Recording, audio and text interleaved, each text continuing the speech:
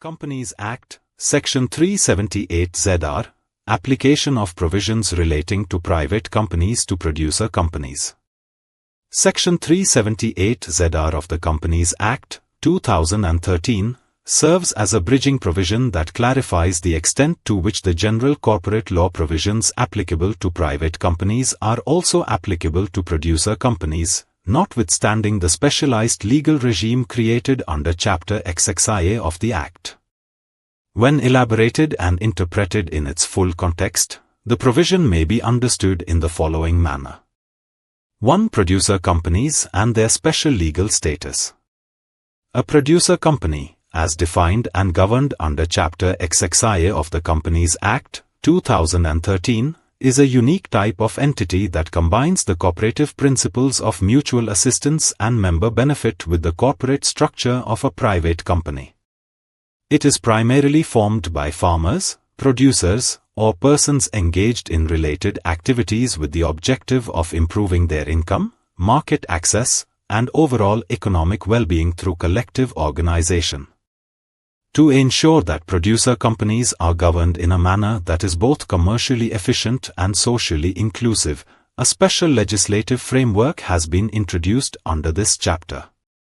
However, this framework does not seek to isolate producer companies entirely from the broader provisions of the Companies Act.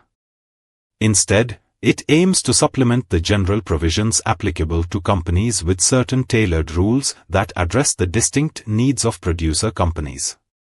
2. Application of provisions relating to private companies. Section 378 ZR specifies that all the general provisions, limitations, and restrictions of the Companies Act, 2013, that are applicable to a private limited company shall also apply to a producer company, subject to one crucial caveat: such provisions shall apply only to the extent that they are not in conflict with the provisions of Chapter XXIA. For legal and procedural matters not specifically addressed in the chapter on producer companies, such as appointment of directors, conduct of board meetings, issuance of shares, filing requirements, etc., the general provisions applicable to private companies shall apply mutatis mutandis, i.e., with necessary modifications, to producer companies. This ensures that producer companies are not operating in a legal vacuum for procedural or administrative matters and are subject to the same standards of governance, disclosure, and compliance as private limited companies, wherever appropriate. At the same time, where there is a specific rule, exception, or special provision within Chapter XXIA, for example, regarding voting based on patronage, member categories, distribution of patronage bonus, or composition of the board, that rule will override the general provisions applicable to private companies. 3. As far as may be, flexibility in application. The use of the phrase, as far as may be, within this section introduces a degree of discretion and flexibility in applying the provisions relating to private companies. It recognizes that while producer companies are corporate entities, they are not identical to private companies in terms of their purpose, membership structure, and governance philosophy. Adaptation of private company provisions to fit the realities of producer companies.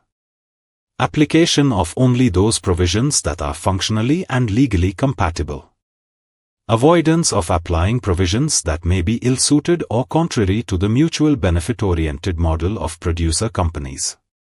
Thus, this clause acknowledges that full and rigid application of private company laws may not always be appropriate and that each provision must be examined contextually for its applicability. 4. Conflict resolution. Producer company provisions prevail. The section includes a vital safeguard. It explicitly states that private company provisions shall apply only insofar as they are not in conflict with the provisions of this chapter.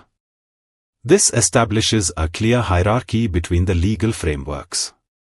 Where a provision of Chapter XXIA, applicable to producer companies, is inconsistent with or contradicts a provision applicable to private companies under the General Act, then the producer company specific provision shall prevail.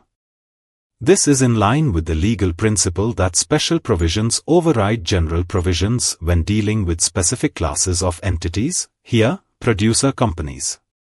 This clause is critical in ensuring that the unique cooperative-corporate hybrid nature of producer companies is not undermined or diluted by applying general private company rules in an inappropriate manner. For more details, contact us.